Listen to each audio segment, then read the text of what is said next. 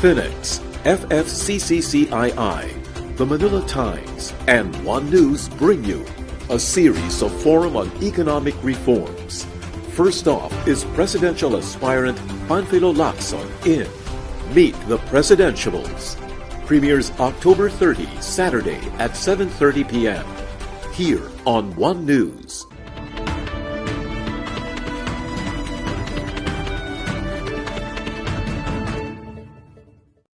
Phoenix, FFCCCII, the Manila Times, and One News bring you a series of forum on economic reforms. First off is presidential aspirant Panfilo Lacson in Meet the Presidentiables. Premieres October 30, Saturday at 7:30 p.m. here on One News.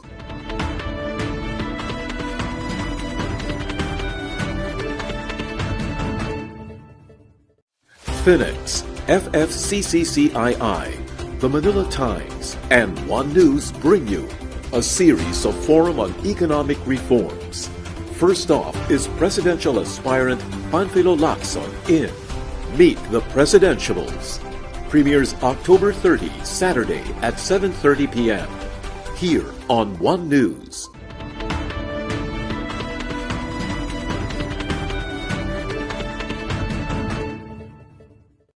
Phoenix, FFCCCII, the Manila Times, and One News bring you a series of forum on economic reforms. First off is presidential aspirant Panfilo Lacson in Meet the Presidentiables. Premieres October 30, Saturday at 7:30 p.m. here on One News.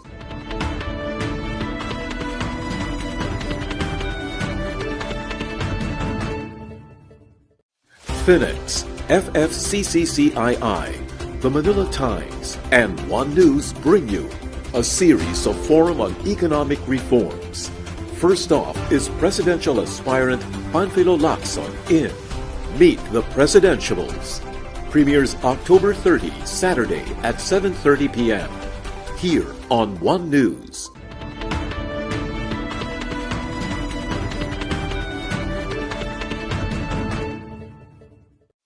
Phoenix, FFCCCII, the Manila Times, and One News bring you a series of forum on economic reforms. First off is presidential aspirant Panfilo Lacson in Meet the Presidentiables. Premieres October 30, Saturday at 7:30 p.m. here on One News.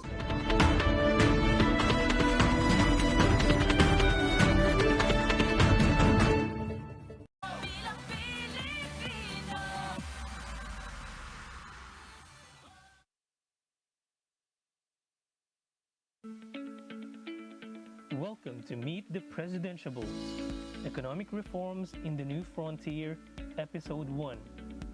Before we officially start, please join us in prayer and the singing of the Philippine National Anthem.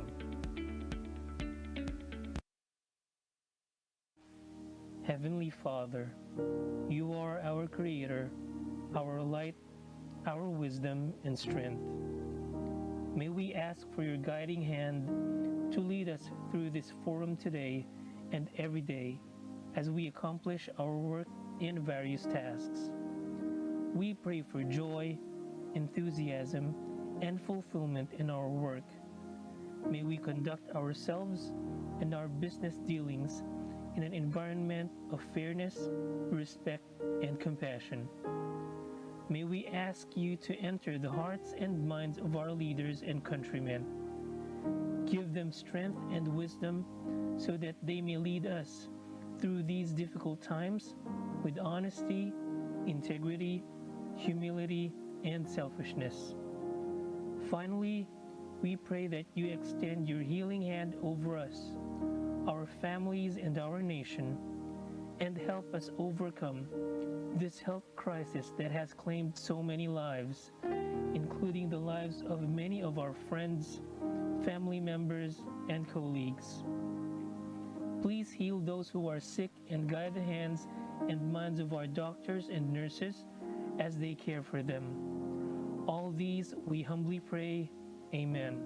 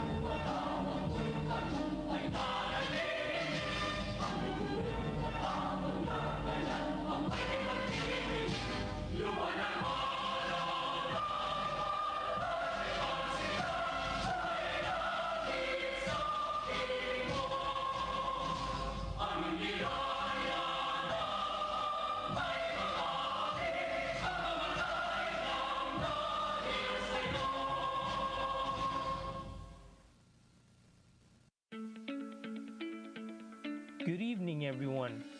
Let us now welcome our host for tonight. He's the chairman and CEO of the Manila Times, Mr. Dante Ang II.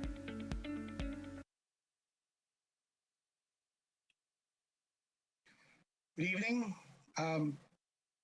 Phoenix, FFCCII, members, guests from partner organizations, JRI, IHAP, MAP, MBC, Sharefill, and Philoen, as well as friends in media. This forum with 2022 election candidates discussing economic reforms issues, underscored by the Financial Executives Institute of the Philippines, or FINEX, and the Federation of Filipino Chinese Chambers of Commerce and Industry Incorporated, FFCCCII, is unique in its aim of encouraging the nation to focus on national priorities, particularly on the economic reforms needed by the Philippines to realize its development ambitions.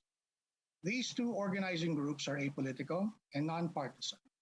Thus, the objectives in organizing this forum are to emphasize the importance of economic reform issues such as job creation, inclusive and sustainable economic growth, support for micro, small, and medium-scale enterprises, strengthening our global competitiveness from industries, services to agriculture, boosting foreign direct investments and tourism, increasing trade and exports, modernizing infrastructures, and reducing red tape and inefficiencies, as well as other economic issues. In short, our focus tonight is on economic reforms in a new frontier for a better Philippine future. Before we start, allow me to say that this forum will not be possible without the support of our sponsors, namely Union Bank, Ayala Land Incorporated, Divina Law, First Philippine Holdings Incorporated, Grab Philippines, LT Group Incorporated, United Auctioneers, and the W Group. Special thanks go to our official broadcaster, Signal TV, and to our official media partner, the Manila Times. Besides hosting tonight's event, I'm here to listen and know more about one of the presidential candidates. He will share his economic plans and programs for the country if ever he will be given a chance to serve as the 17th President of the Republic of the Philippines. At this point, I now call on Attorney Francisco Ed Lim, the Phoenix President and Senior Legal Counsel of ACRA Law, for his welcome remarks. Thank you very much, Klink. Senator Ping Lacson, my fellow Phoenix members, our partners from the Federation of Filipino Chinese Chambers of Commerce and Inc., and other business organizations, the Judicial Reform Initiative, Management Association of the Philippines, Makati Business Club, Investment Houses Association of the Philippines, Philippine Women's Economic Network, Shareholders Association of the Philippines, and our partners, Signal TV, One News, the Manila Times, friends from the media, guests, good evening. In less than 7 months, we will elect the 17th President of our country. We will be doing this amidst the damage that the COVID-19 pandemic has brought not only to our country, but to the world.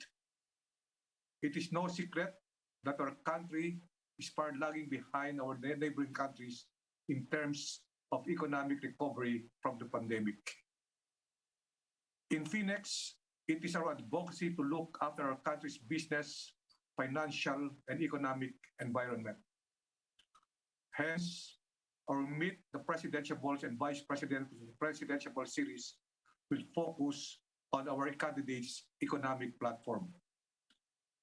For this forum series, we're featuring a single presidential candidate per session to give them more time to present their economic platforms and answer questions from our participants. A separate session with the vice presidential candidates will be held as well. We're very, very thankful for Partido Reforma standard bearer, Senator Ping Lacson, for agreeing to be our first speaker for the series. Next year's election will be very critical. We must be extremely careful in choosing our next set of leaders, especially the President and the Vice President of the Republic.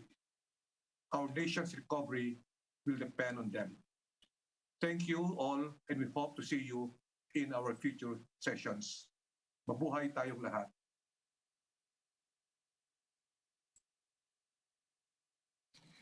Thank you, Mr. President of Phoenix, Attorney Francis. May I now introduce our moderator for today's session.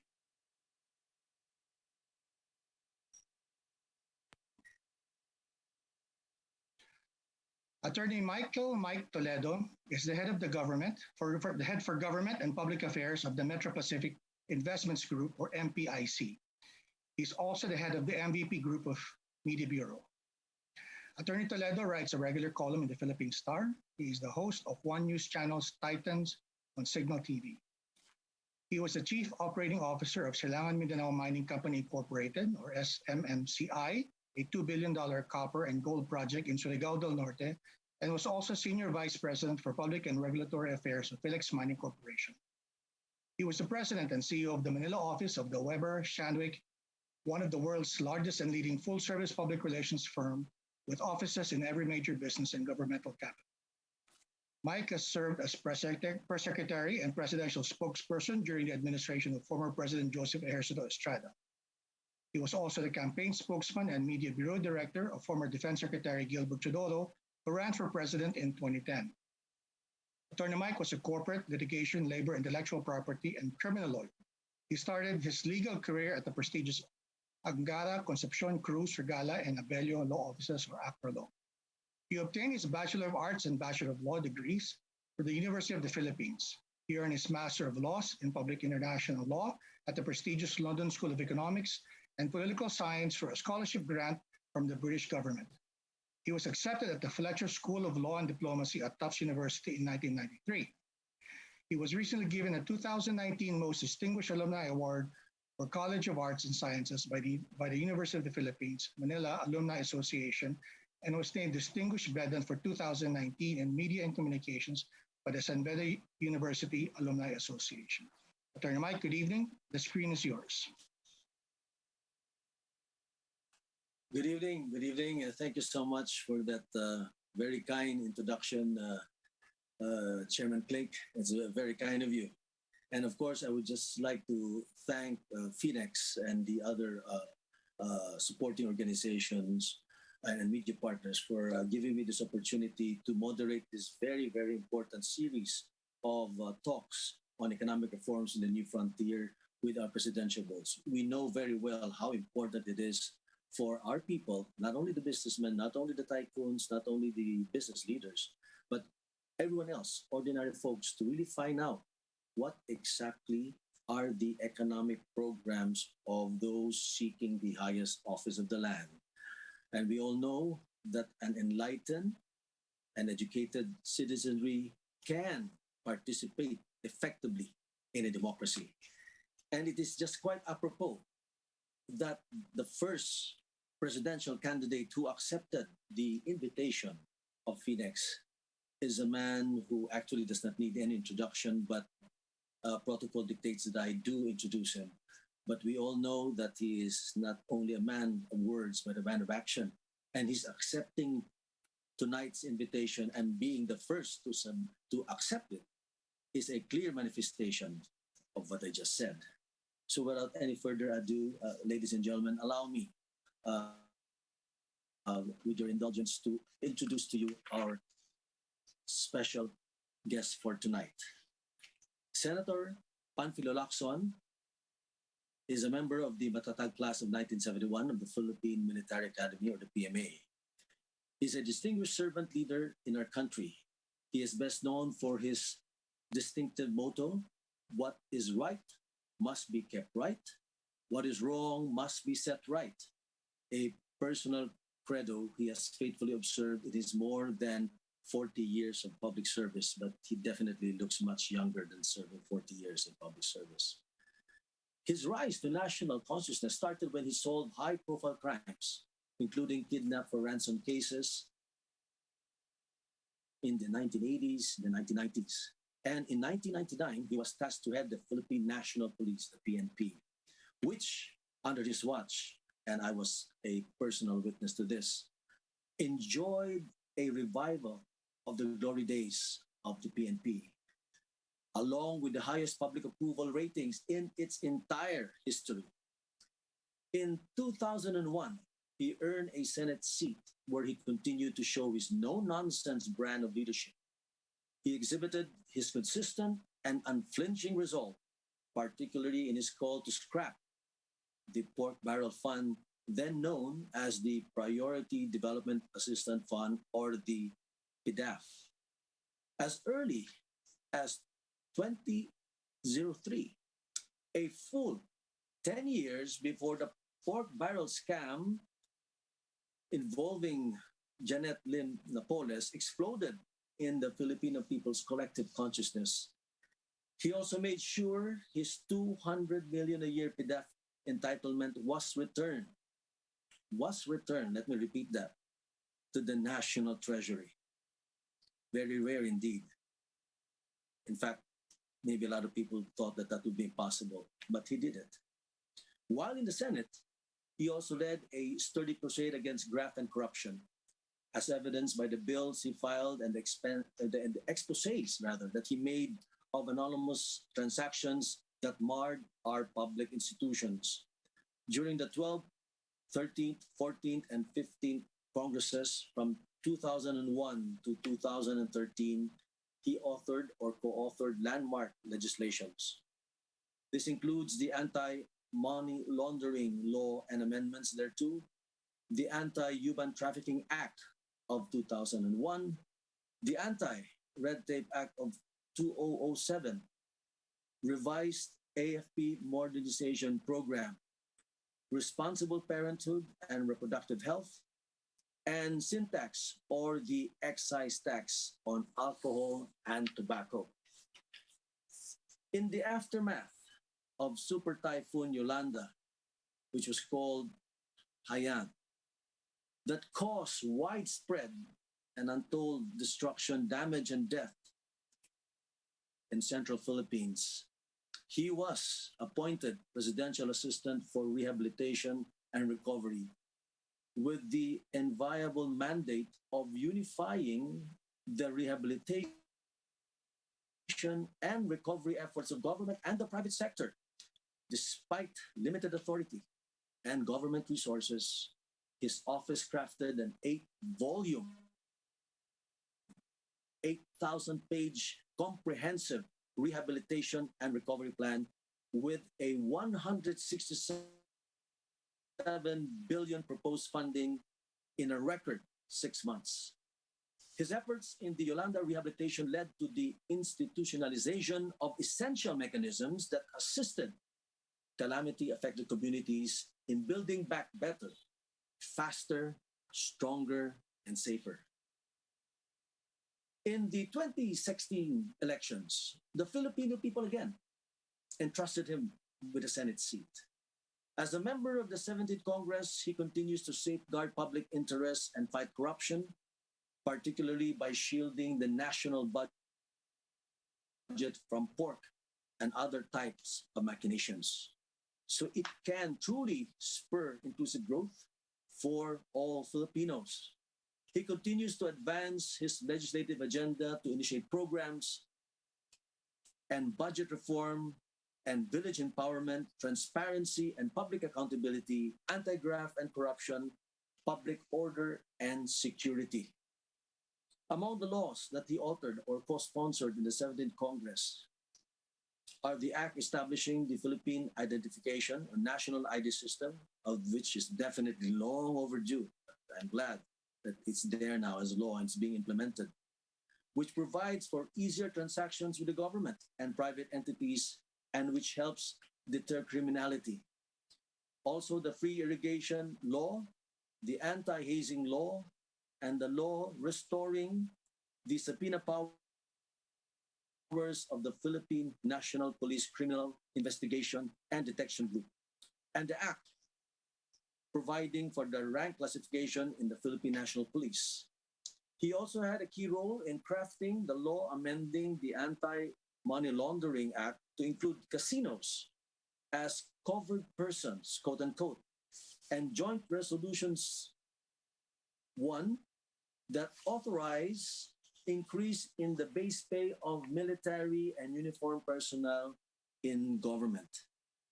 In the 18th Congress, the laws he authored and or sponsored include the Anti-Terrorism Act of 2020, the Bayanihan to Heal as One Act, and the Good Manners and an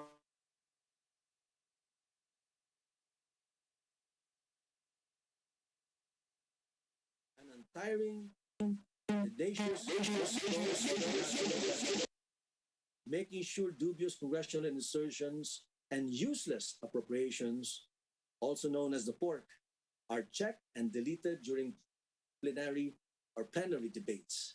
Because of his continuous crusade against wrongdoing, particularly against the pork barrel system in all its iterations, the pamantasan ng lungsod ng Maynila, where he earned his master's degree in government management, conferred on him last March 27 the degree of Doctor of Laws, honoris causa, a distinction that inspires him to remain committed to excellence in public service and total devotion to his duties and responsibilities as Senator of the Republic. Mga kaibigan, ladies and gentlemen, let us all give a warm welcome to the Honorable Senator Panfilo M. Lacson, presidential candidate under Partido Reforma. That's the thing about going on Zoom. We cannot hear the applause, but I know there are a lot of applause going on. And I can also feel the energy of the crowd. But I guess we just adjust to this new normal. So before we call on our distinguished guests and for the Senator to present his economic program to government, let's take a short commercial break. So don't touch that clicker. Stay with us. Thank you.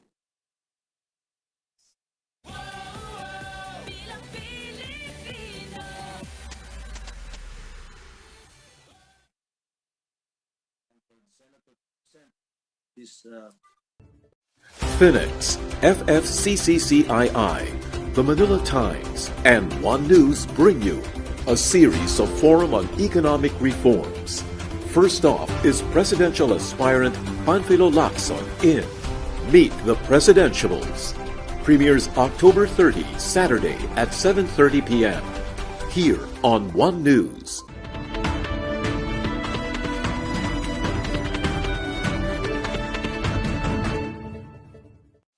Phoenix, FFCCCII, the Manila Times, and One News bring you a series of forum on economic reforms. First off is presidential aspirant Panfilo Lacson in Meet the Presidentiables. Premieres October 30, Saturday at 7:30 p.m. here on One News.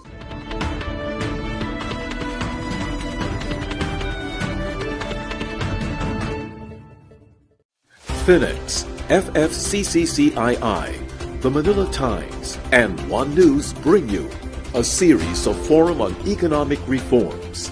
First off is presidential aspirant Panfilo Lacson in Meet the Presidentiables. Premieres October 30, Saturday at 7:30 p.m. here on One News.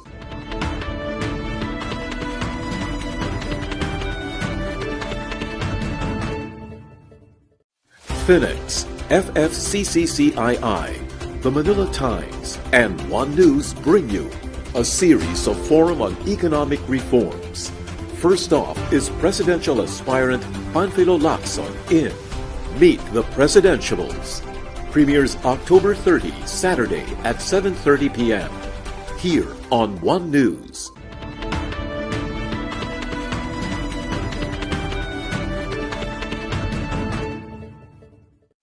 Phoenix, FFCCCII, the Manila Times,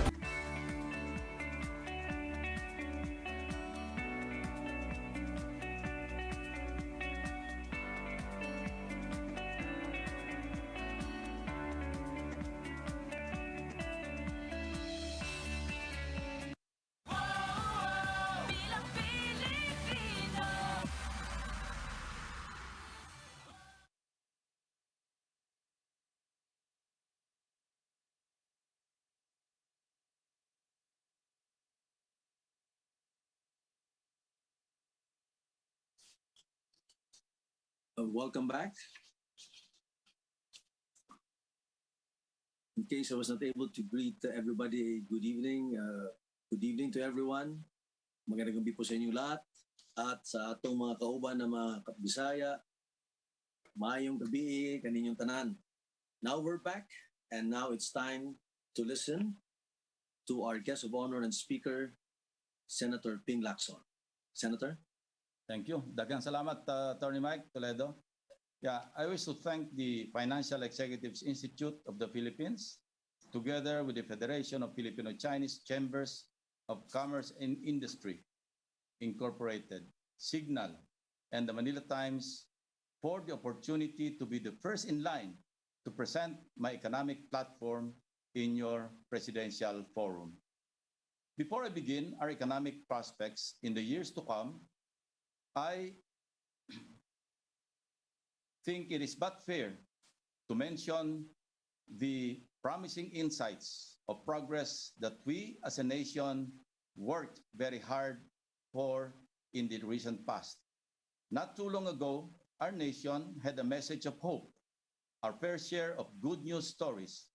In fact, never before in our history had we reached an average annual growth rate of above 6% in over a 10-year period as we did from 2010 to 2019. Economists then predicted that the Philippines will be the 19th largest economy in the world by 2050 and Asia's new economic powerhouse.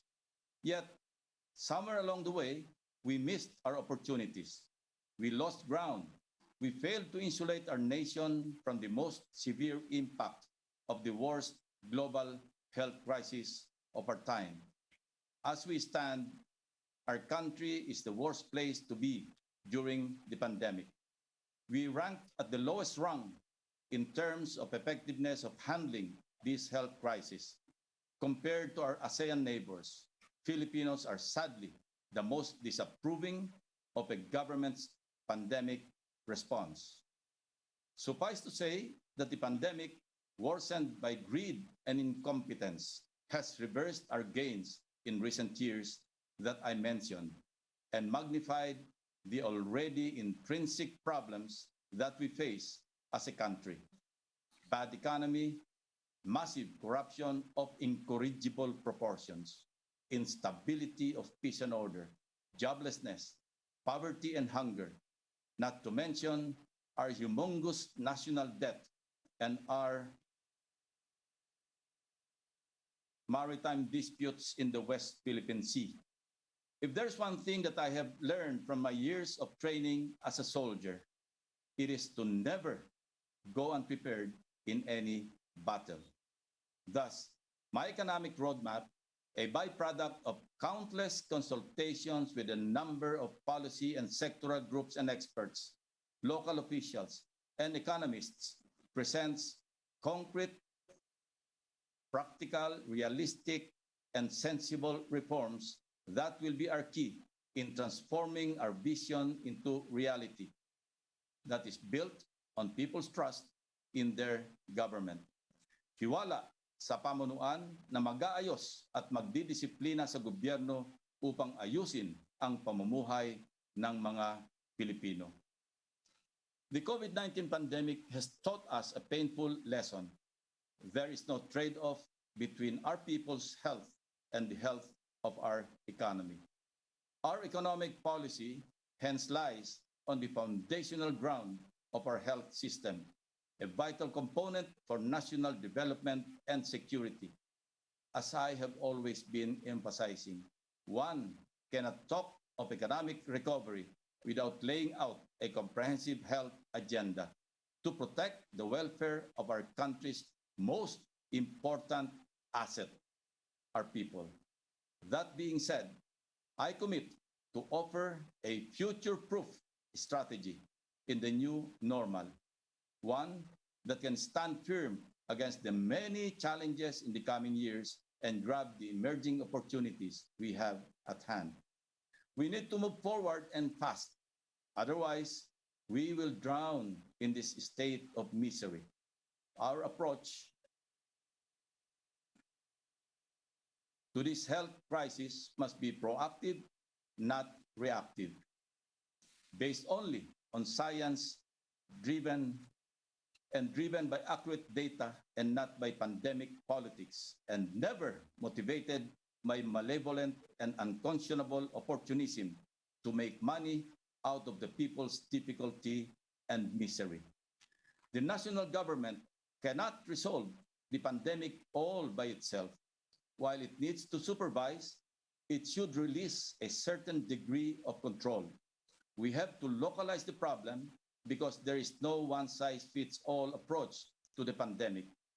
As we speak, the regional average of fully vaccinated individuals outside NCR is only 26.6%. This demands the need to bring to the front line the local government units and the private sector who can aggressively turn vaccines into free and robust vaccination campaigns, especially in hard-to-reach and high-risk populations. It is high time that containment strategies such as contact tracing, testing, and treatment be institutionalized and normalized at no cost to the public. We will make this possible by ensuring that the Universal Healthcare Act will not only look good on paper, but one that actually serves its purpose. Healthcare coverage to all Filipinos without any financial burden from out-of-pocket medical expenses. Hence, we will fund the high-cost requirement of the Universal Healthcare Act to cover all barangays, provide subsidies for all indirect contributory populations, ensure optimal benefits for healthcare workers, and achieve the target of 1 hospital bed per 800 population. Sadly, 3 years after its passage and after 3 general appropriations laws, we are stuck in the low-cost states with 173.5 billion peso funding under the 2021 national budget, as medium cost, by the way, starts at 241 billion pesos. This means insufficient funding for all its implementation, severely affecting the human resources for health, capital expenditures, and PhilHealth premiums. This direly explains why health system gaps and level of inequity in health persist, as magnified by the COVID-19 pandemic. Why is this so? Our past and ongoing legislative inquiries show us 3 very similar reasons: corruption, corruption, and more corruption. Our health system is an agenda not solely within the domain of the Department of Health. We have to fix the very tall and centralized health delivery system by fully devolving not only the functions but the resources to the local government units as mandated under the Local Government Code of 1991. It's a harsh reality, but we cannot afford another day of on-off, off-on lockdowns. NEDA made this clear. The present and future costs of COVID-19 and the quarantines are estimated at 41.4 trillion pesos. Imagine, in 2020 alone, we lost 4.3 trillion pesos. Meanwhile, 144 billion pesos per week or 20.5 billion pesos per day was shed from the economy when the National Capital Region Plus was placed under ECQ. In the midst of a recession-induced economic state, the unemployment rate increases, prices of commodities inflate, social services remain lacking. For an ordinary Filipino, this is a feeling too close to his gut.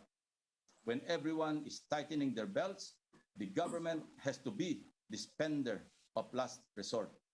As economist John Keynes taught us, the government has to infuse money on the economic engine to keep the wheels rolling. Until such time, that the people are ready and confident enough to step in the economic wagon. Spend as government must, but the key here is judicious spending to benefit those who need it, not a well-connected few who rake in large profits through overpricing and ghost or under delivery. As we already know by now, next year, the national debt is projected to reach 13.42 trillion pesos. We need to fund the right priorities and reboot our economy. How? We need to stop the bleeding where we hurt the most. In micro, small, and medium enterprises, or MSMEs, comprising 99.5% of all enterprises and 63.2% of the labor force, took the first blow because of the lockdowns, hence plunging our economy to an immediate crisis shortly after. To cure this bleeding, we must push for recovery startups through comprehensive and targeted fiscal stimulus packages to aid our businesses in reopening and staying afloat. We need to implement eviction and foreclosure moratoriums and employee retention tax credits to motivate businesses to reopen. Kailangan nating tangkilikin ang sariling atin. We have to resolve poor incentives to local enterprises, as in the poor fate of a local entrepreneur who invested 200 million pesos to retool his equipment to help produce face masks, only to be shortchanged by no less than his own government, courtesy of the DBM procurement service, which procured more expensive face masks through wheeling and dealing and favored Chinese traders, made possible by the highly questionable transfer of 42 billion pesos under the regular budget of the Department of Health. To add insult to injury, these traders cheated by evading payment of taxes in favor of buying pricey luxury cars, if not stashing their profits somewhere outside the Philippines. Where Noah Webster failed in inventing the word to describe an evil act of quenching one's thirst for money out of a pandemic, it took us Filipinos to discover that word. It is called Farmally. We will provide a social safety net, especially for those who are pushed to the brink. In large part, we must bolster and reinvent our conditional cash transfer, aka 4-piece programs, with the overarching principle that every Filipino should bridge the poverty line with a sustainable livelihood and employment opportunities. Our goal is to get people back to work through cash for work mechanisms. For one, we can tap the corporate social responsibility arms of corporations in pursuing initiatives to provide cash payments under decent work conditions to enable them to get back on their feet. We should also capitalize on our able and talented youth sector, which has the potential to drive our economy. We must promote a paid internship program where college graduates and undergraduates can undergo internships in government offices as well as in private corporations and businesses in order to maximize skills development and productivity. My economic roadmap will prioritize the expansion of opportunities for our local farmers and fisherfolk to make sure that no one is left behind.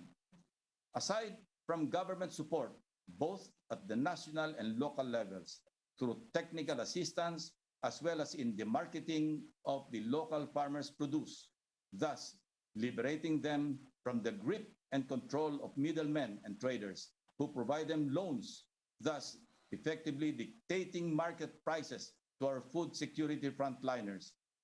This approach can provide alternatives to lower our reliance on importation of agriculture products. It is high time that we veer away from the import-dependent mentality. The Davao del Norte experience, mostly upon the initiative of the provincial government, provides a good role model in this regard. I cannot imagine for the life of me that in spite of being an archipelagic country, I will live the day to see Filipinos eating imported galunggong. I cannot also understand why only 63% or 2.1 million hectares of our total irrigable 3.128 million hectares of land are irrigated, while Thailand has 17 million hectares of irrigated farmland. Vietnam has 8.3 million hectares, Indonesia 6.7 million hectares. Any agriculturist will tell you that patubig, pataba, at binhi, or irrigation, fertilizer, and seed are the three of the most basic components of an aspiring, self-reliant agricultural country like the Philippines. Thus, a major part of my agenda for the agriculture sector is the completion of our long-time lags in providing effective and sustainable irrigation systems to 100% of our irrigable lands in the country. My economic agenda also puts forward a bold vision of improving our country's tax administration to pump up our revenue collection. I have long been proposing the cross-referencing of data between our major revenue collecting agencies and the other relevant government agencies like the Land Transportation Office, Land Registration Authority, Securities and Exchange Commission, and the Department of Trade and Industry to plug our tax collection leakages. Our economic ills are largely hinged on the tradition of political corruption. What we endure is the bankruptcy of our bureaucracy, where government spending is wasteful and unnecessary and departs from our priorities, resists change, and sticks to its old ways. More than ever, we must reinvent our government. It is time we should depart from the more of the same mentality. It is time for the government to really treat the business sector as partners in progress instead of competitors. Over-regulation, when it goes beyond our competition policy, has no place in modern and civilized society, especially at a time when we need to encourage foreign investments and attract more capital inflow in the Philippines. If we truly intend to plug the loopholes in our governance platforms, we need to boost the digitalization of government processes through the outpouring of resources for automation and interoperability of government agencies. I am confident that we can minimize, if not totally eliminate, corruption in government, which can ultimately lead to improved and higher revenue collection and faster, more efficient business transactions. To this end, I will guarantee a historic increase of budget infusion for our research and development efforts, which now stands at a ridiculously pitiful share of just 0.4% of the national budget. As I have consistently stood for in all the years that I have been diligently scrutinizing the expenditure program of the national government, I saw the need to reallocate the national budget to provide adequate resources commensurate with the mandated functions of our local government units. A meaningful devolution, not only on paper, but the actual downloading of functions and fair share of budgetary resources to the local government units, including capacity building interventions to make them competitive, especially those municipalities in the fifth and sixth class categories. This is the essence of my advocacy program called BRAVE, or Budget Reform Advocacy for Village Empowerment. Moreover, it is time to shift from the age-old practice of imposing a budget ceiling for the different national agencies to work on to a zero-based budget planning. We can take off from the best practices of big private corporations in implementing a bottom-up approach in budgeting to address the actual needs of our local government units.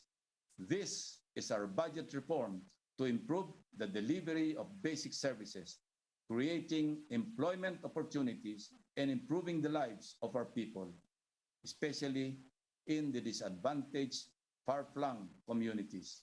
A bonus outcome of this approach is the congestion of a few highly urbanized metropolitan areas, best exemplified by Metro Manila and Metro Cebu. It is only, or if only the government commits to providing greater equity in resource allocation, trusting the LGUs as the national government partners for development, and exercise prudence in discipline in fiscal management. In due time, the culture of mendicancy and patronage politics will be a thing of the past. We need leadership by example, one that can break away from the politics of entertainment, doublespeak, and lip service, and stand for the rule of law, inclusiveness, transparency, and accountability, the very tenets of good governance. In the end, we have to come to terms with the truth that reforms could not happen on their own accord. More than good economic policies and a sound political platform, our country would require change in the moral equity among those in higher office. It would demand the values of KKK, kakayahan, katapangan, at katapatan in actually turning campaign promises into reality. Again, I thank you all for this opportunity. Mabuhay ang bawat mamamayang Pilipino. Maraming salamat, Senator Ping Lacson, for your presenting to us in very clear and very certain terms what you call your future-proof strategy in the new normal. I'm sure that the people who listen, our countrymen who listen, have heard for themselves how precise and clear you are in the roadmap that you are proposing if you do become president come next year. My first question to you, Senator Lacson, would be to a large extent because of the pandemic. All our attention, our focus, government, even in the private sector, policymakers, have been focused on fighting this pandemic, both on the health aspect and as well as on the economic recovery aspect. But because of that, to a certain extent, we have been a bit blindsided with another looming and very important crisis that are facing us, and that is the energy price and supply problems that abound. You know, China, Europe, India, the United States, and China may be heading with its head first into a power supply shock that will definitely hit China very, very hard. And if the Evergrande meltdown, which caused teutonic shock waves to China's financial system, I believe, and experts believe, that we can expect the same as far as its energy situation is concerned. And if it hits China hard, it will inevitably hit us, and the power curves that will ripple through and impact the global economy and the markets.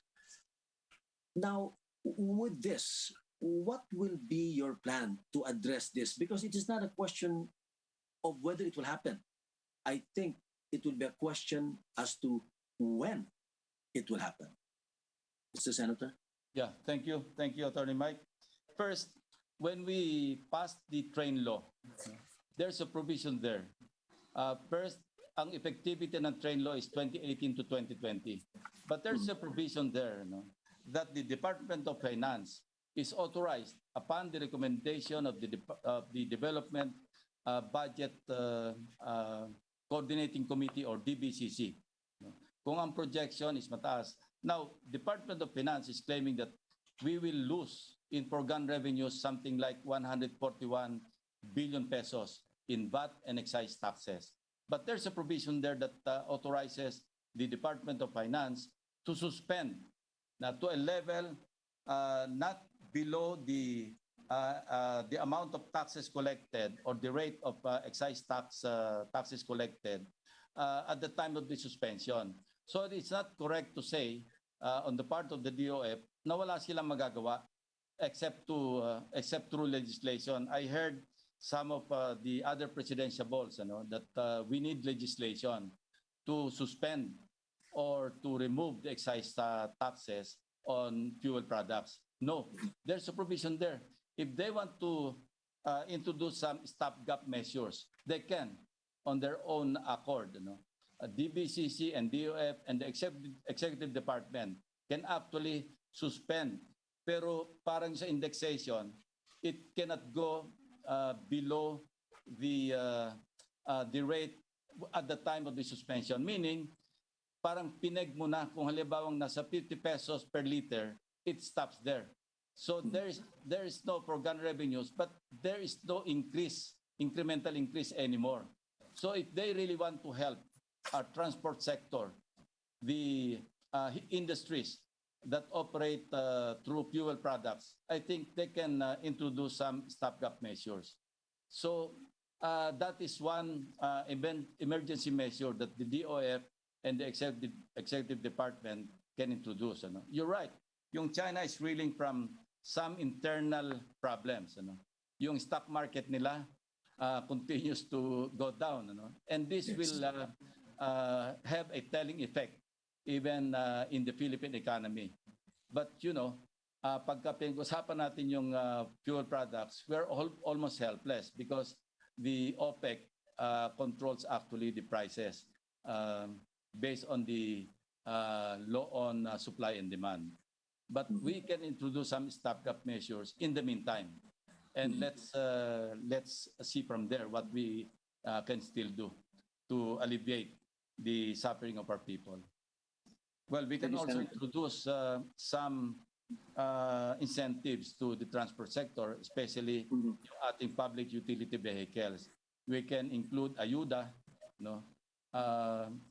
under the Bayanihan to Recover as One Act, yung Bayanihan 2.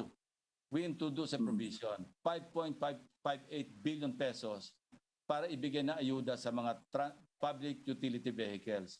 And COA, mind you, nag-plug doon sa implementation because only 1% of the 5.58 billion pesos na nando sa Bayanihan 2 ang na-release. So hirap na hirap yung mga drivers. We see, we witness drivers begging arms, di ba, sa mga kalsada. So yun ang twin measures that we can think of to at least alleviate yung suffering ng mga kababayan natin. Thank you, Attorney Mike. Very good points that you raised there, Senator Ping.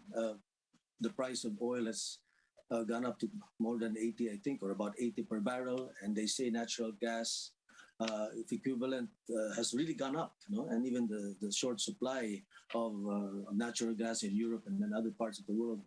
So, with that in mind, and this has been a controversial issue, but other countries are beginning to embrace it. With the supply crunch, and I don't even have to go into the need for more power plants, are you willing, as president, to, for once and for all, allow the operation of a nuclear power plant? Of a nuclear power plant? Nuclear? Yes. uh, provided all the safety measures are in place, then why not? Because other countries are into nuclear power plants, putting up nuclear power plants. Because of the um, our experience in the Bataan nuclear power plant, medyo negative ang dating. But we should take a second look at this opportunity to reopen, provided all the safety measures are in place. That's my position. The answer is yes. Thank you. That's a very straight and categorical answer. You mentioned also in your earlier presentation, you spoke about the need for more foreign direct investments. And a number of policymakers, academicians, and even I recall during the time of President Estrada, we even studied this as well. Is there a need to amend the Constitution, especially the economic provisions of the Constitution, so that you can actually encourage foreign direct investments to come in? Or are the laws, as it is now, sufficient?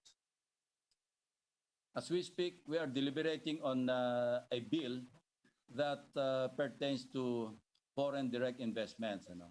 Ako, I have my own reservations do sa charter change or amendment of the charter. Why? Mhm. Because it's like a gripo. Once you open it, hindi mo na alam kung ilang amount ng tubig ang lalabas dyan. Well, it's easy to say that we will only touch on the economic provisions. Pero pag nandyan na, other provisions, particularly political provisions that would include extension of terms of office of so many legislators and even other elected officials. Palagay ko yung mga kababayan natin ayaw nito. So, yun ang aking major reservation pagdating sa amendment ng charter. But we can remedy the situation through legislation. In fact, we are now in the midst of debating on the provisions of the Foreign Direct Investments Act, the amendments thereto. Now, since we're really focusing, of course, on the economy as well, if elected president, who will be the key members of your economic team? And why did you particularly choose this particular person? I have some people in mind, but I'm not at liberty to mention their names. Baka mamaya hindi accept. So, this, mas magandang ino-offer kaysa sa ina-applyan. That's my basic attitude towards appointing members of the cabinet. Pag nag-apply, siguro double vetting ang gagawin o triple vetting. Pag in-offer, ibig sabihin, pinag-aralan ng mabuti. Mas mainam na. That's my attitude, by the way. Now, also in relation to that, and again, perhaps also a controversial issue. It is quite sad that the Philippines is one of the highly mineralized countries in this world. We're top 3, top 5 when it comes to gold, copper, nickel, and all this God-given wealth, which, if properly harnessed, can actually help fight poverty. Because if they're just underneath the ground, they're not worth anything. And yet, it seems that our policy towards mining is not here or there. And yet, the Mining Act, as it is right now, actually allows several types and forms of mining supportive of the provisions of the Constitution on the exploitation and use of our natural resources. So what will it be, Mr. Senator, would be your position when it comes to mining? Well, we should encourage, as you said, they're just lying underneath the ground. Ang problema, yung small-scale mining is so abused, nandyan yung problema. Yung responsible mining should come to mind, and the big mining companies, they're responsible enough. Ang problema yung small-scale mining na dapat, di ba, pick and shovel lang yung gagamitin. Pero hindi, big machineries na yung ginagamit and hindi pa masyado nagbabayad ng taxes. So there goes the problem. Again, it involves corruption. Whenever you transact business with government, para bang kasama na, parang given na yung corruption. That's why I'm very strong against committing corruption in government. Ito yung primary talaga because to my mind, you know, if we solve corruption, we stop corruption, at least 50% of our country's problems will be gone. No? Solved na kagad. Because ito talaga what's killing us in every aspect of our existence, of our activities as Filipinos. No? Nasa kalsada, nasa opisina, makipag-transact, pag-procure, lahat may kasamang corruption. You can just imagine the amount of budget being wasted, ano, yung leaks and loss to corruption. Kung judicious lang yung pag-spend ng ating resources, ang dami natin magagawa, ang daming kayang gawin. But the problem is, yan, from mining to other forms of human endeavors, yung mga enterprises, lahat merong corruption. So yan talaga yung dapat gawing focus. And we cannot, you know, as a leader of the country, hindi po pwedeng you cannot practice what you preach, di ba? Ang tawag ko nga kanina, I mentioned in my remarks, in my speech, yung leadership by example. To me, that's second to none. No? There is no substitute to it. Kasi pag ang leader nagbabiolate, how can he impose on his subalterns not to violate laws, not to commit corruption, if the leader or leaders themselves are committing corruption? You also mentioned in your presentation, Mr. Senator, on maritime dispute in the West Philippine Sea. Would you agree for both countries, for example, in this case, China, to enter into a joint venture agreement to develop the area, especially Reed Bank in the West Philippine Sea, which, according to initial studies, is very rich when it comes to gas and oil, even bigger than Malampaya. But the problem is because of the ongoing dispute, which may perhaps it's no longer a dispute because we categorically won in the arbitral decision a few years ago. But because of this issue, it was difficult for us to send ships, seismic ships, to study the area and to drill and to check. Because at the end of the day, if there's nothing there, what's there to quibble about? So would you be agreeable to proceed and allowing a potential joint venture arrangement between China perhaps or any other country for that matter to develop this potentially rich source of gas? Like Qatar is so rich because of its own gas. That's their really only their natural resource. And again, this is another natural resource underneath the ground and still remain untapped because of this ongoing geopolitical problem. First, you're correct, ano? Very rich talaga sa natural gas at saka oil yung area in the West Philippine Sea. I will quote Senator Enrile, who is I think the most well-read senator of the Republic. Ano? Ang sabi niya sa akin noon, when I visited him in Camp Crame, sabi niya, alam mo Ping, ang makikita mong deposit ng oil do sa area na yon, hundreds of billions of barrels. Pagkukwentahin mo yung natural gas, it could run to trillions of barrels. Yan ang kanyang, based on his reading. And as early as 1968, I read this somewhere. As early as 1968, China had already deployed geologists. And that's why they're so interested in that area. But, yung joint exploration, as long as they would adhere to the constitutional provision of 60-40, I'm all for it. Why? And I hope no PLA is listening. Pag 60-40, it only shows that we own the area, those islands. We have sovereign rights over these areas. If they will adhere to the 60-40 provision of the Constitution when it comes to joint ventures, then I'm all for it. If not, maybe we should go back and review our security situation. And now, I mentioned the security in the West Philippine Sea. I have always emphasized this. We are a very weak country militarily compared to China. And the only way we can secure the area is through a balance of power. When I say balance of power, we rely on the other countries as militarily strong as China. We have our mutual defense treaty with the United States, and I think that is a potent weapon in our arsenal, yet untapped. We have bilateral agreement with Australia, with Japan, with other countries.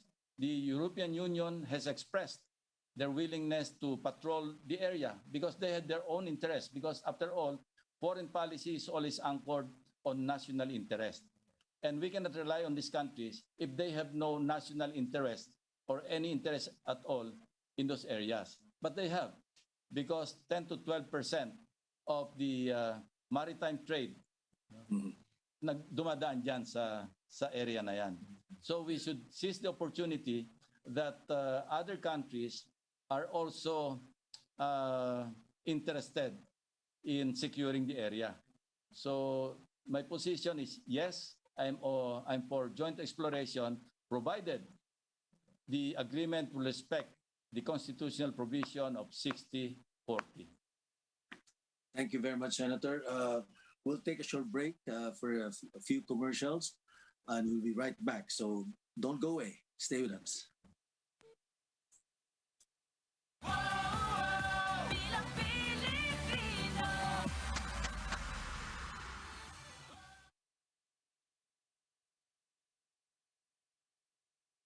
And One News bring you a series of forum on economic reforms.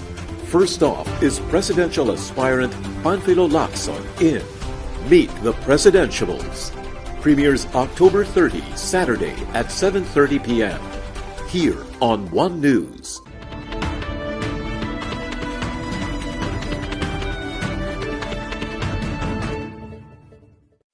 Phoenix, FFCCCII, the Manila Times, and One News bring you a series of forum on economic reforms. First off is presidential aspirant Panfilo Lacson in Meet the Presidentiables. Premieres October 30, Saturday at 7:30 p.m. here on One News.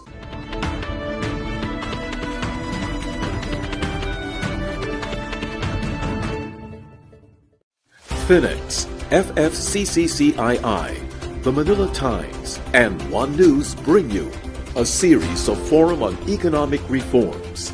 First off is presidential aspirant Panfilo Lacson in Meet the Presidentiables. Premieres October 30, Saturday at 7:30 p.m. here on One News.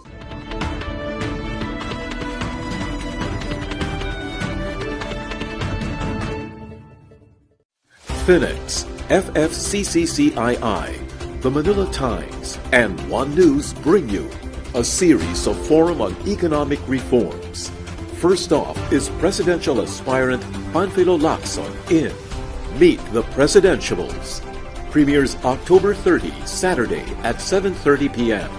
here on One News.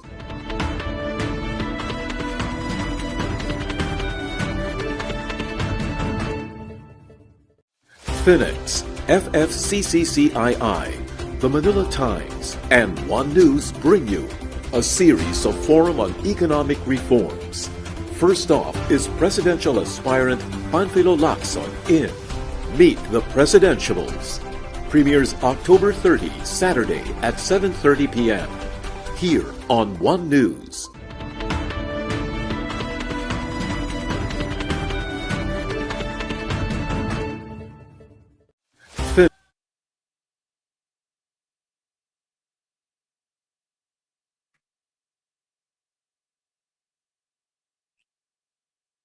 Welcome back to the Meet the Presidentiables, economic reforms in the new frontier, sponsored by Phoenix and the other business organizations, as well as our media partners, Signal and the Manila Times, and of course the FFCCI. Again, welcome back, Senator Lacson.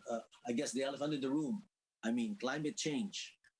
Uh, Meeting Glasgow on COP21, and there's been a lot of talk about climate change and the importance of this being addressed. But at the same time, as the energy crisis in Europe, for example, has shown, as an example, that an energy policy that will phase out fossil fuels overnight and rely solely, for example, on renewable energy sources alone is unrealistic and even dangerous. What is your position on climate change and on a push towards renewable? How fast do you intend to do that? Or will you be following a certain time frame and timetable to be able to meet the demands of a growing economy, especially an economy that is reeling from the devastation that wrought havoc to our own economy? Well, we already passed the Renewable Energy Act, way back. I think 2 Congresses ago. And I remember it was Mig Zubiri who sponsored that measure. So there's already a law that we should follow. But this is a complicated problem because, as you said, mayroong mga dangers, may mga risks involved. And we should follow the lead. We don't have the technical expertise to analyze all this. And we should learn from the mistakes of other countries. If in Europe, yun yung experience nila nakikita, we should really take a second look before we pursue the program. But yes, yung climate change is one thing that we should really address. We already experienced yung Yolanda, the Typhoon Haiyan, that wreaked havoc sa Central Philippines. I myself saw the devastation and the suffering of our people there, 171 cities and municipalities. And this is all about climate change, yung kapabayaan na nangyari sa pag-address sa environment. But, we, as I said, wala tayong masyadong expertise, but we have so many advocates. Senator Loren Legarda is one really high-profile advocate pagdating sa climate change. So, my answer is we should learn from the lessons of the other countries who have the wherewithal to really go deep into analyzing the effects of climate change and the introduction of the renewable or alternative energy. Thank you. With the limited fiscal headroom that we have right now, what priority will you give build infrastructure projects? And in relation to that, what role will PPP play in your strategy? The public-private partnership should be encouraged, because after all, we're deep in debt, and we need to really build more infrastructure projects. We should embark on more ambitious infrastructure programs. But, as I analyze the DPWH budget and even the DOTR, ang daming nasasayang na pera dyan. Tens of billions, if not hundreds of billions of pesos, nakapark sa preventive maintenance. Preventive maintenance meaning, buo pa yung kalsada, konkreto pa, ginajackhammer na. Why? It is so contractor-friendly that, putting in tens of billions of pesos instead of building new roads. I encountered this as a concern from businessmen in Pampanga when we made our rounds, si Senate President Tito and myself. We had this good discussion with some businessmen in Pampanga province. Ito yung na-observe nila. Bakit lagi na lang preventive maintenance yung pinopondohan? Well, doon tayo babalik sa budget reform that I was talking about, because there's less intervention or participation of the local government units. It's all driven dito sa central government. Lahat na lang, instead of devolving the funds, ang nade-devolve lang yung functions. And who would know better the needs and priorities of local government units than the local government officials themselves? ang nangyayari, district representatives do not participate anymore in the crafting of the local development plans because after all, sabi nila, pagdating sa Congress, kami yung hari, kami yung may power of the purse. So what suffers? Yung planning ng mga projects. Sometimes, this is a harsh reality. I hate to mention this, but this is really a fact. Yung mga projects being introduced by some lawmakers came from contractors themselves. Hindi ito output noong local development plans, meaning hindi ito yung pinaghirapan ng local development councils. And ito yung bottom-up budgeting system that I was referring to as I mentioned it in my speech. Because we really should activate the local development councils and allow local government units to participate in nation building. Ano nangyayari? Yung culture of mendicancy, whenever tulad ngayon, budget season, maski may pandemic, we would encounter local government officials carrying folders in the corridors of the Senate. Nagmamakaawa, mabigyan ng project. When in fact, it could have been carried already in the National Expenditure Program had the local development councils been active in participating in the crafting of the national budget. So, ang sabi ko, instead of a budget ceiling being imposed by the DBCC para sa lahat ng national agencies, it should be zero-based.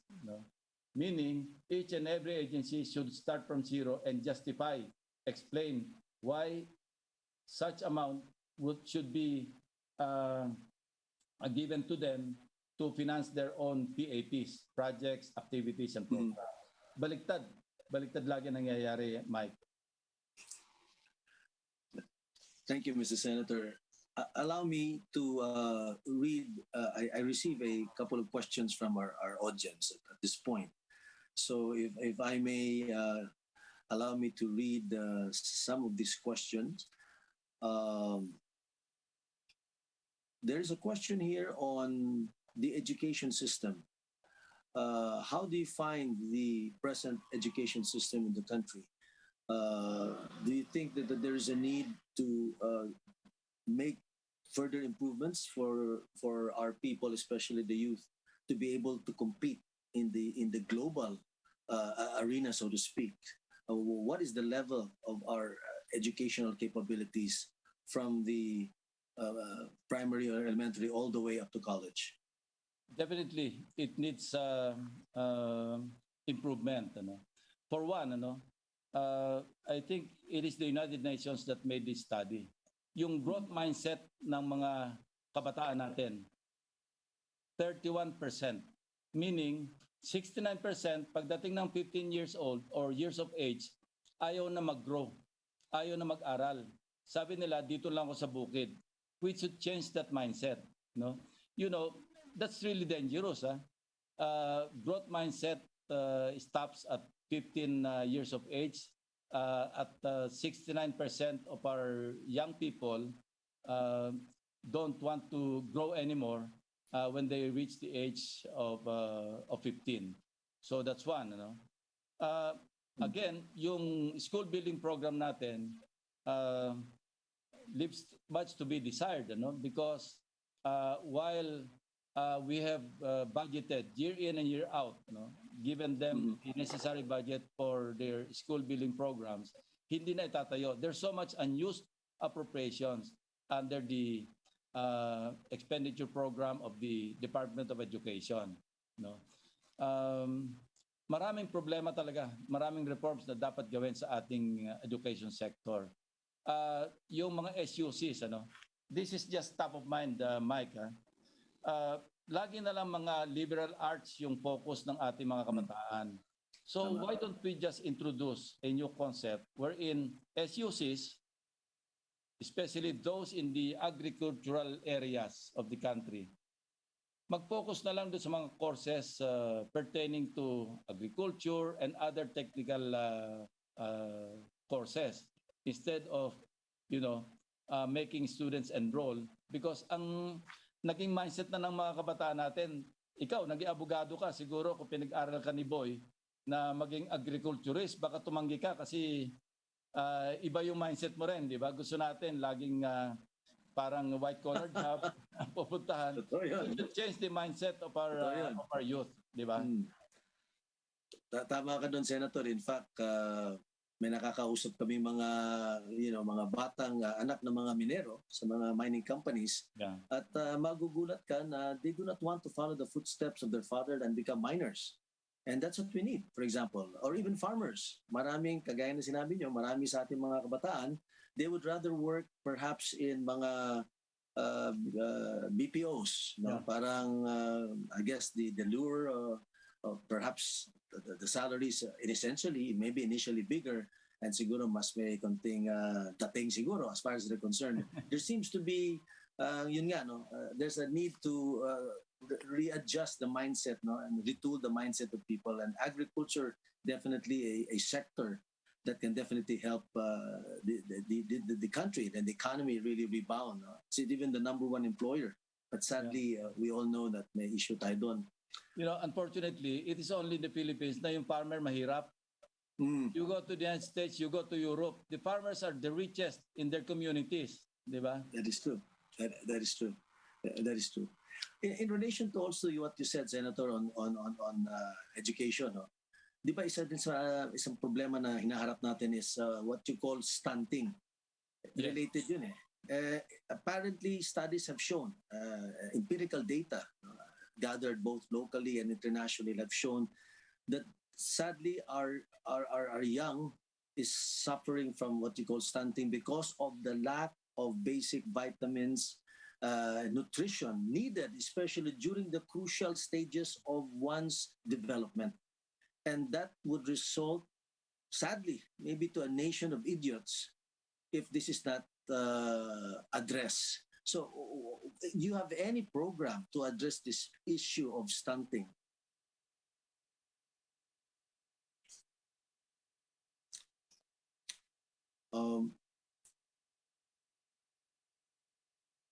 Your microphone, I think, Senator, your microphone. Okay. Ayan. Okay. Yeah, that's good. You're correct. Ano, yung stunting ng mga bata. No, we have, you know, when we deliberated on the budget of the SWD, we found out that aside from 4Ps, we in the budget of the SWD, I suppose, merong supplementary feeding program, billions of pesos. I don't have the exact figure, and I asked them, bakit yung mga bata natin, in spite of that program, supplementary feeding program, ang UNICEF made a study, yung Filipino infants or yung mga bata natin, 1/3 sa kanila stunted. Yung stunting rate natin 33%. Very very poor ang ating accomplishment along this line. But I did not get a clear answer from the director in charge of that program. And taon-taon we are funding so many programs, 16 of them, on top of the 4Ps. But ang tawag nga natin pantawid pampamilya. Pamilya. Di ba dapat pang-ahon? Kasi kung pantawid lang, tatawid lang, walang asenso. So doon din sa aking speech, di ba binanggit ko, dapat siguro gawin nating sa halip ng pantawid, pang-ahon, we can add more, but dapat may papupuntahan, maging productive. Hindi yung pang-araw-araw lang pangtawid. So dapat may purpose. Instead of just giving them ayuda, dapat mayroong purpose na someday they will graduate and they will reap the the fruits of the ayuda na yun, one of the programs, feeding supplementary feeding program. I think there's something wrong somewhere. Bakit hindi umaalis do sa rate ng yung stunting rate ng ating mga bata? May katanungan na naman tayo sa ating mga tagapakinig at nanonood kasi nasa TV din po tayo, no? TV, radyo, Facebook, lahat na. Pinapanood tayo ngayon. Ang katanungan na ito ay are the LGUs ready to take on responsibilities for the health concerns of their constituents? How do you propose to adequately fund the universal healthcare system? He also mentions here PhilHealth being unable to settle its mounting account payables to the country's hospitals. So what would be the steps that you will be taking to address this problem from one of our listeners, Mr. Senator? Let us trust the LGUs. They care for their constituents as much as we do in the national government. And sila yung directly in contact with their constituents. And alam nila, mananagot sila if they mismanage the healthcare programs of the government. So my position here is devolve, not only the functions, but also the resources. Because district hospitals, for example, we visited some provinces, ang daing ng mga governors, yung district hospitals, walang lamang facilities. Because national government fails to sustain or maintain the facilities or even give them the facilities needed in those hospitals. Look at the itong isang na-discover ko, di ba, yung overpriced ambulance. No? Yung LGU nag-purchase 1.5 million per ambulance na full equipped. Ang DOH, dahil sila yung nag-procure for the LGUs, 2.5 million. So right away, merong overpricing na 1 million. So ito yung naging problema. While ang dapat i-discourage natin yung very tall and centralized management of funds, when the LGUs are equally capable in taking care of their constituents pagdating sa healthcare programs nila.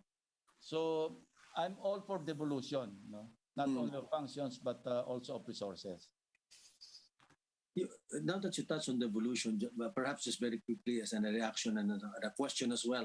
Kasi nga, maganda nga yung vision and purpose ng local government code. And nasa saligang batas yun at it was implemented into law years ago, devolving powers to the local government units and empowering them. But ang nangyayari sa naririnig natin, nababalitaan natin at sa experience natin is while a lot of these functions were devolved, the expertise was not devolved. And even perhaps some of the equipment or even the funding were not exactly devolved. So yes, there has been devolution, and they started years and years ago, and yet there's still a lack of basic, for example, primary healthcare services in several places throughout the archipelago. Paano ba yun, Mr. Senator? Kailangan bang i-amenda pa yung local government code or ano bang dapat natin gawin? No need, Capacity building should be part of the devolution. The President issued EO 138. This is in compliance with the Mandanas ruling by the Supreme Court. EO 138.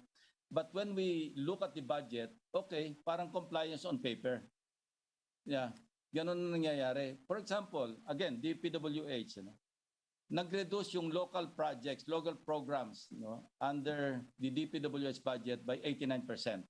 So we were expecting na mabawasan yung budget ng DPWH. But lo and behold, 5.8% lang yung nabawas sa budget ng DPWH. We found out that there's another program. Ang tawag nila convergence, yung jurisdictional convergence. Ibig sabihin, nagko-cross over from one province to another to justify that they should hold on to the funds. Alam mo may increase down 232%.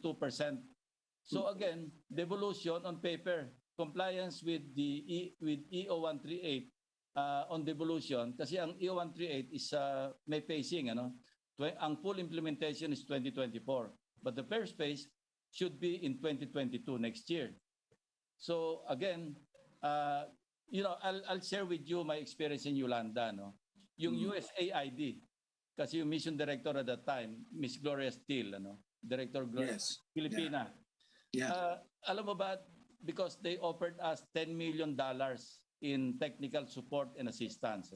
One of the legacy projects na iniwanan namin do sa 171 cities and municipalities they provided the matriculation fee, the tuition fee, and we were able to send to the Development Academy of the Philippines something like 161 community planners, yung mga local government staff. And 161 of them graduated. They have now master's degree on planning, development, and so forth and so on. Pinag-aral sa DAP to the tune of 150,000 pesos per student. So capacity building. But we told them that they should stay in their municipalities for a certain number of years, parang contract. Because pinag-aral namin sila, kailan magsilbi sila doon. Kasi baka mag-alisan pumunta ng Middle East. So nilagyan namin ng safety net. So this is part of the devolution program. This should be part, capacity building. We should encourage our local government units, especially the 5th and 6th class municipalities, mostly era-dependent. Kailangan talaga makapacitate sila so they can be progressive on their own. Hindi yung asa na lang. Sabi ko nga, yung culture of mendicancy ang nangyayari, hindi talaga asenso. I talked to one mayor in, I think, Tabo in Leyte. Ang local revenue, 1 million. Ang IRA niya, 23 million. But we know, Mike, you and I know that 20% lang ang nagagamit for development sa IRA. The rest, nakaatado na yun earmarked na. SK, Calamity, and so forth and so on. So, dapat ma-infuse talaga yung pondo sa mga local. And that's the essence of my advocacy, yung tinatawag kong BRAVE. Because we will empower the villages, the barangays, and they should be part of the budget planning process. They should also be part of the implementation of projects. Hindi yung lahat dinidikta ng central government. Sabi ko nga, di ba, one bonus na makukuha sa approach is yung decongestion. Because we converge in Metro Manila, in Metro Cebu, only because there are no opportunities in their areas, in their localities. But when we download resources to the localities and enable them to develop on their own livelihood, development or infrastructure projects and programs, probably those in Metro Manila will just go home because there are job opportunities in their areas. So yun lagi yung aking thrust or direction, devolution and empowerment of the local government units. Thank you, Senator. May marami pa tayong katanungan galing sa mga nakikinig sa atin.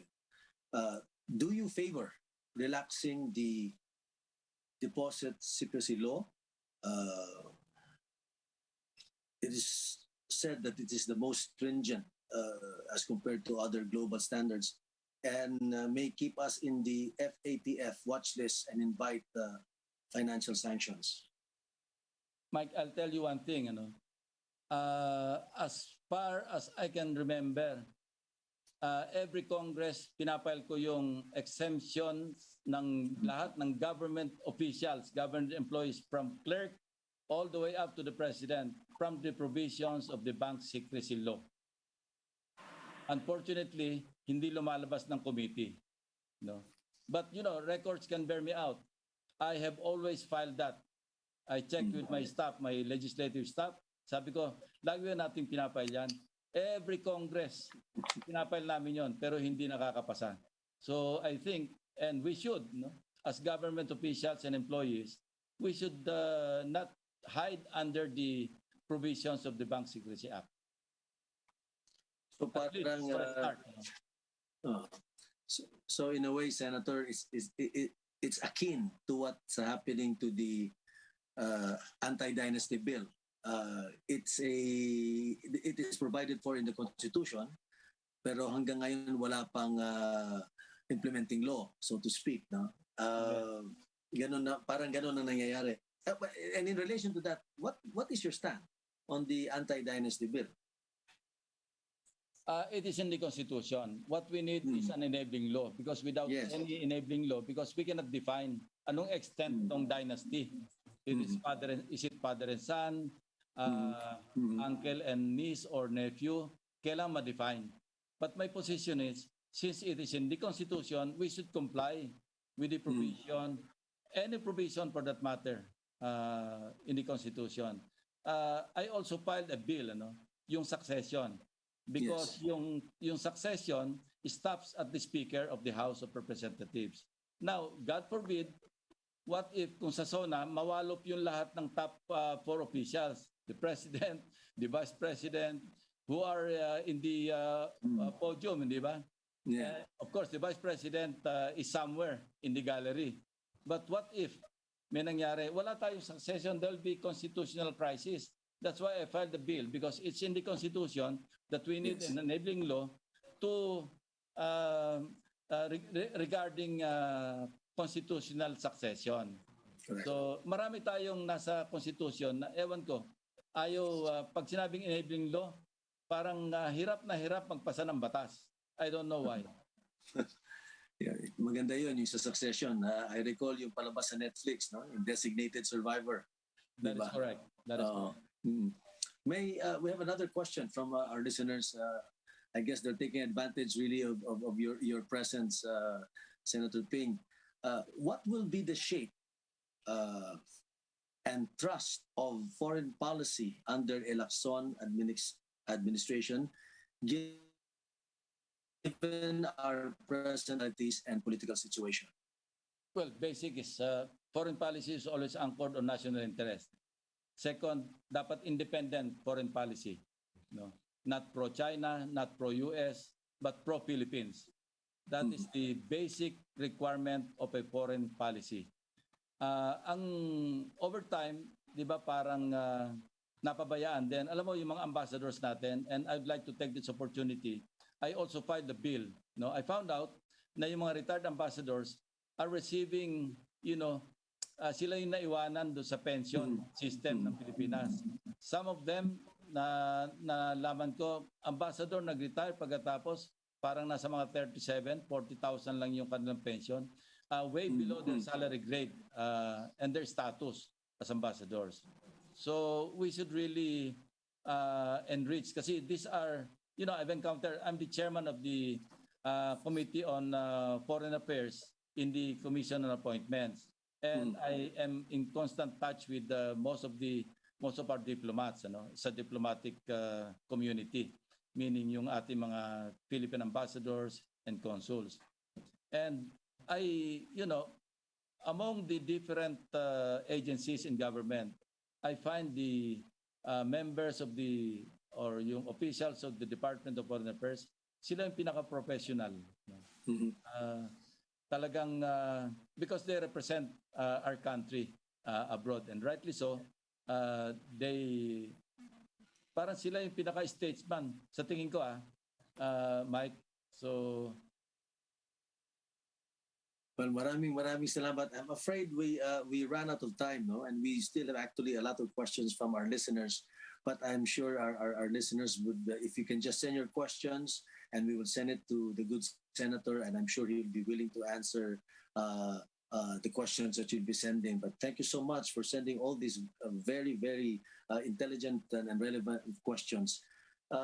Senator Ping, since kayo po ang unang tumanggap ng imbitasyon na magsalita dito sa ating Meet the Presidentiables, no, on the economic programs of each presidential candidate, I think we owe it to you at least allow you to give one final word before we close this part of the open forum. Yes, I have no final word except to thank all of you, Phoenix, si Attorney Francis, and then the Federation, si Henry, and of course si Dante Ang II. I'd like to thank you all, especially you. You are, I think you were kind enough in propounding the questions. Siguro tinira mo yung mga more controversial questions. So I thank you for that. So again, sabi ko at the start of the program or even before we started, I'm willing to be your guinea pig. So there are some adjustments or improvement, and then go ahead. I won't mind. So. Well, you actually did great, Senator Ping. You answered the questions honestly and forthright and with candor and definitely full of substance. So maraming salamat din po. And it was good to see you again, Senator Ping. And yes. I'm sure I'll be seeing you again soon. Yeah. In the meantime, I would like to, again, thank you, Senator Ping, and thank you very much sa ating pong tagapakinig. And I would like to turn back the floor to our host, Chairman Clink Ang. Clink?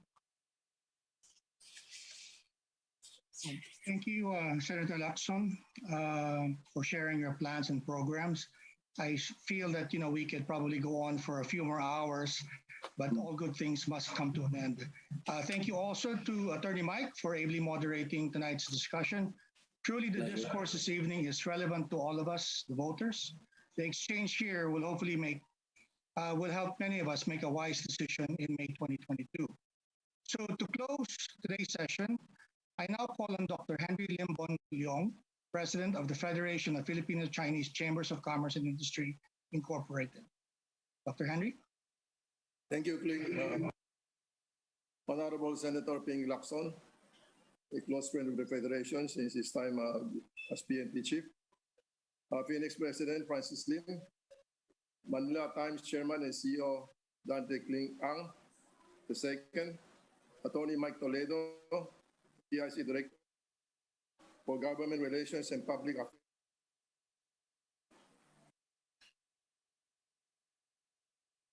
My fellow officers of the Federation, our sponsors and friends in media, esteemed guests and viewers, ladies and gentlemen, good evening.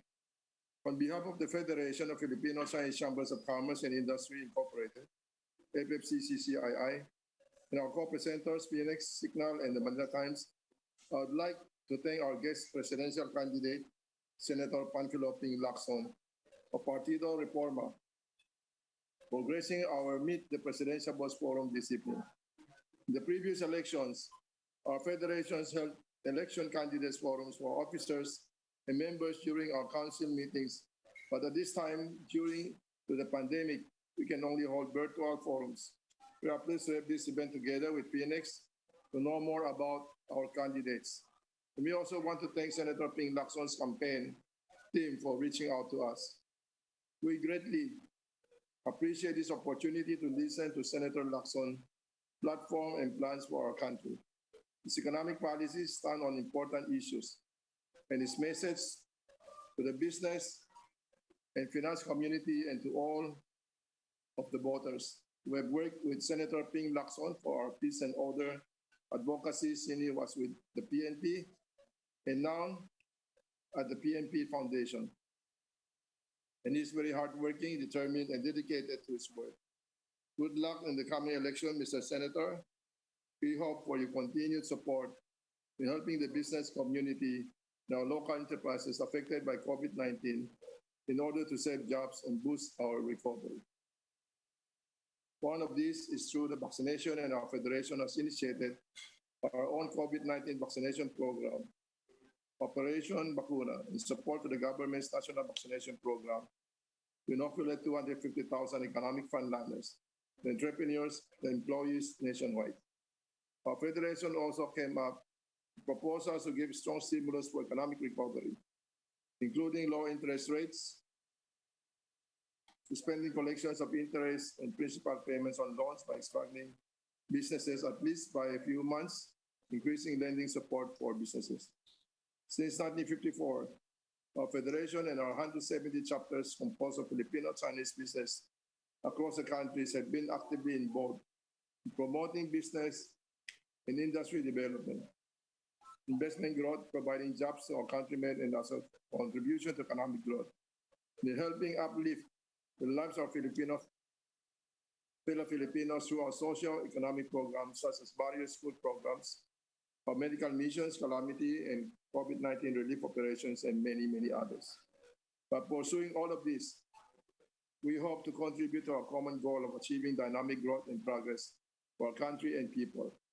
The coming election will be very important as we will choose our next leaders who will guide our country through the pandemic that has disrupted lives and livelihoods. The policies and initiatives of our next leader will be crucial in our journey towards recovery from the pandemic.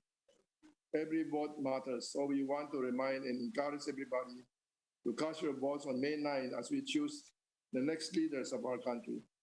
Once again, our heartfelt gratitude to Senator Ping Lacson. More power and good luck, Mr. Senators. Finally, Would also like to thank all of our sponsors and partners, organizations, attendees, and viewers. Magandang gabi po sa inyong lahat and keep safe and stay healthy. Thank you at mabuhay ang Pilipinas. Thank you, President Henry. Thank you, Senator Lacson. And of course, to all those watching this evening, thank you and see you at our next sessions. Good evening.